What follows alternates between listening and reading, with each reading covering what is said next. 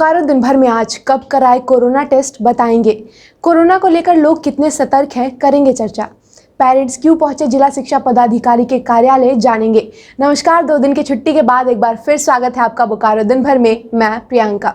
पिछले 24 घंटे में जिले में बहुत कुछ हुआ। हर बड़ी खबर पर चर्चा करेंगे विस्तार से। जहां तक अन्य खबरों की बात, बिना मास्क बाहर निकलने वालों पर गिरी गाज, इसकी भी बात करेंगे। जिले के मौसम का भी हाल जानेंगे, कोरोना की भी बात होगी और भी बहुत कुछ। लेकिन पहले देश दुनिया का हाल।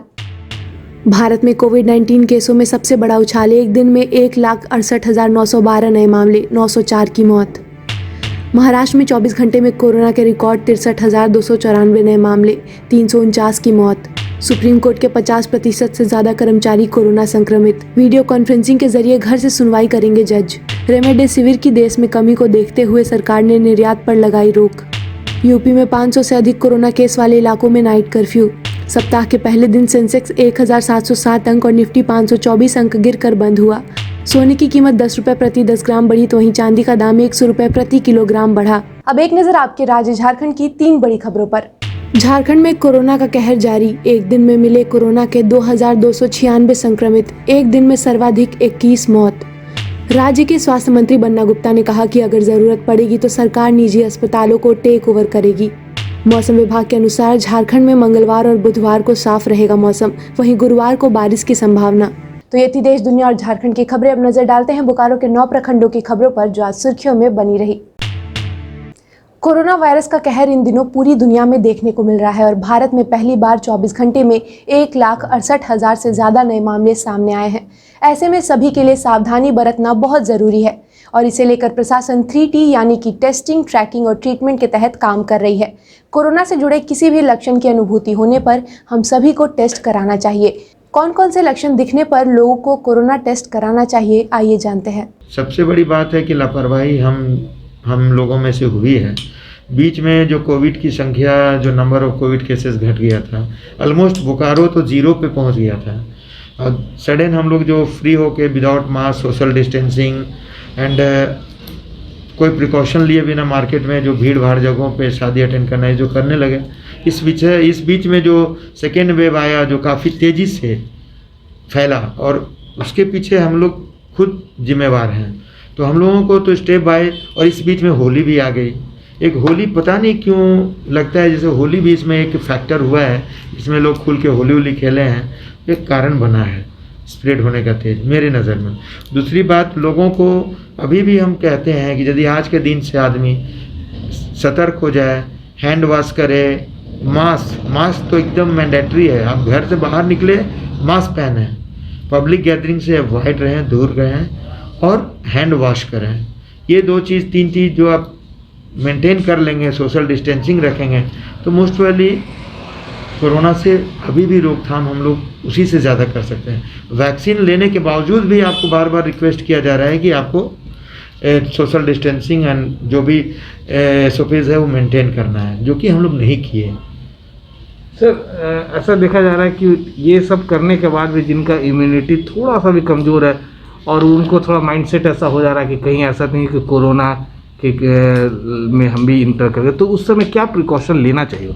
नहीं, जो पेशेंट जो पहले के पेशेंट हैं, एल्डरली पेशेंट है, जिनको कोमॉर्बिड जिसे कहते हैं, डायबिटीज़ है, हाइपरटेंशन है, कैंसर के पेशेंट्स हैं, जिनकी इम्यूनिटी थोड़ी और कम हो गई हो, तो उन लोगों को तो भाई एकदम कोताही नहीं बरतना। उन लोगों को तो भीड़ भाड़ से बचना है, मास्क पहनना है। थोड़ा भी लगे सिम्टम्स तो तुरंत इमीडिएट उसको जाँच करवा लेना है।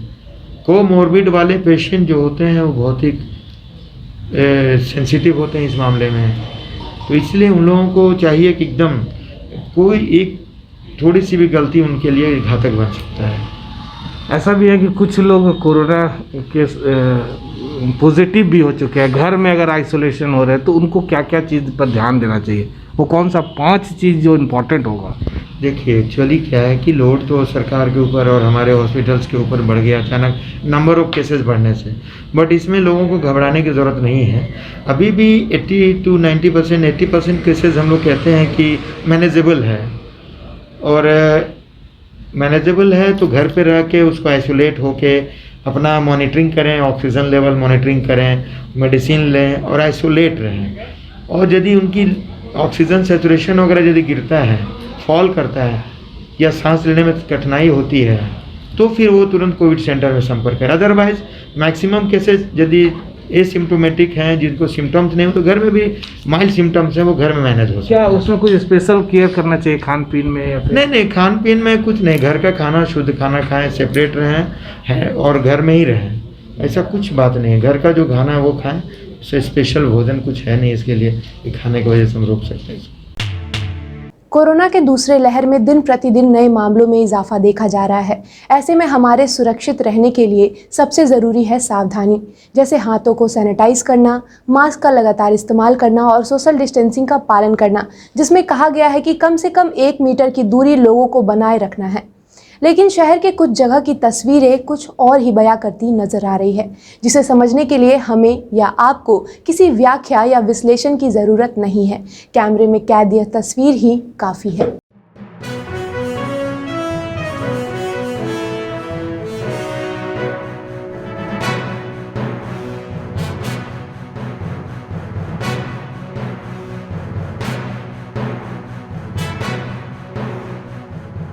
इस तस्वीर को देखकर आप समझ तो गए ही होंगे कि लोग सरकारी गाइडलाइन का किस तरह पालन कर रहे हैं।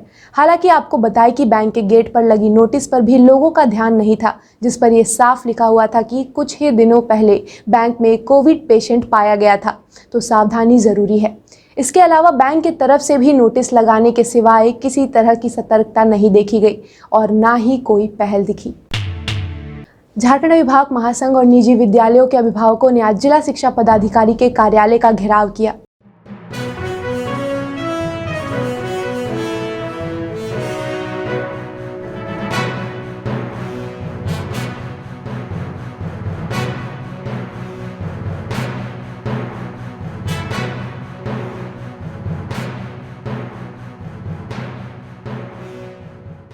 मेरा बात अरे आप थोड़ा चुप रहिए ना, आपको दिक्कत है माफी मांग लेंगे, आपको कोई दिक्कत है? चलिए और बोलिए। ये बताइए महिलाओं के साथ जो कहा कि उन्होंने अरे जो महिलाओं को हम नहीं किए भाई, हम ये गुस्सा से बोल नहीं जा रहे थे, उसी गुस्सा में हम तो रिसीव कर गए हैं। हम बताएं सर के बताएं कि ऐसी ऐसी बात हम लोग को जानकारी नहीं, उनकी फादर डेथ कर गए हैं, अभी तक मैडम नहीं आए। हम बताएं हर स्कूल का ही कर रही है, हर स्कूल से कोई सुनवाई नहीं हो रहा है। 11 महीना से एसडीओ का जाए तो एसडीओ का जाए तो वीडियो, तो फिर जिला शिक्षा पदाधिकारी बस किसी से कोई 11 में कोई हम लोग को सुनवाई नहीं हो रहा है। तो आज हम लोग इसलिए आज हम यहाँ पर बैठेंगे, घर तो जाएंगे, जब तक हम लोग मैडम से मिले तो हम लोग घर जाएंगे नहीं। हम लोग के साथ अभद्र व्यवहार किया गया यहाँ पर आके। मैम से मिलने के लिए खड़े हुए थे सर, लेकिन हम लोग को साथ बहुत अभद्र व्यवहार किया गया। यहाँ क्या हुआ? वो आए और एक ही बार तुम लोग कुछ नहीं कर सकती हो, यहाँ से जाओ। हम लोग बोले सर हम लोग यहीं वेट करेंगे, जब तक मैम नहीं आएंगी तब तक हम लोग यहाँ से नहीं हटेंगे, हम लोग बात करके ही जाएंगे।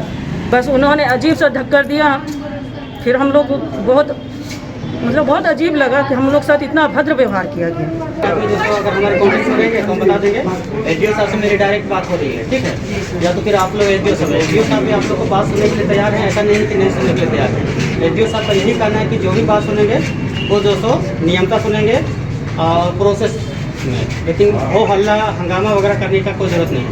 वो हल्ला हंगामा वगैरह करने से फिर सभी को कार्य में बाधा पहुंचेगा, कार्य में बाधा पहुंचेगा, दिक्कत होगा। पता चला कि उनके पिताजी की मृत्यु हो गई है, जिस कारण से वो उपस्थित नहीं हुए हैं। तो फिलहाल इन लोग को बताया गया है, लेकिन महिलाओं कि डीओ मैडम के आने के बाद उनके साथ बदतमीजी तो हुई है, इस तरह की बात वीडियो में भी है। इस संबंध में हम इन लोग को बोले हैं अगर इस तरह की कोई बात ये लोग लिख करके दे, उसके ऊपर विधिसम्मत कार्रवाई की जाएगी। ये लोग ऑफिस में स्कूल का रीएडमिशन चार्जेस लेने और सिलेबस में बुक का चेंज होने के संबंध में यहाँ आए थे और इन्होंने वही मुद्दा रखा कि रीएडमिशन चार्जेस फिर से स्कूल वाले क्लेम कर रहे हैं, जिसके कारण कोरोना के समय में अभिभावकों को परेशानी हो रही है। लेकिन इस स्कूल के द्वारा रीएडमिशन चार्ज किया गया है और बाकी जो सरकार का गाइडलाइंस है कि ट्यूशन फीस आपको देना है, उसके अलावा यदि कोई चार्जेस है तो उसको भी क्लियर करे। तो स्कूल से पूछताछ करके और वेरीफाई करके ये क्लियर करेंगे कि क्या अभिभावकों के द्वारा जो शिकायतें की जा रही है वो वास्तव में स्कूल के द्वारा वो चीज़ हो रहा है या नहीं हो रहा है। गार्जियन जेन्युइन कारण दिखाते हुए अपना फीस माफ़ी के लिए स्कूल में एप्लीकेशन देता है तो निश्चित रूप से बहुत सारे स्कूलों ने ऐसा माफ़ किया भी है।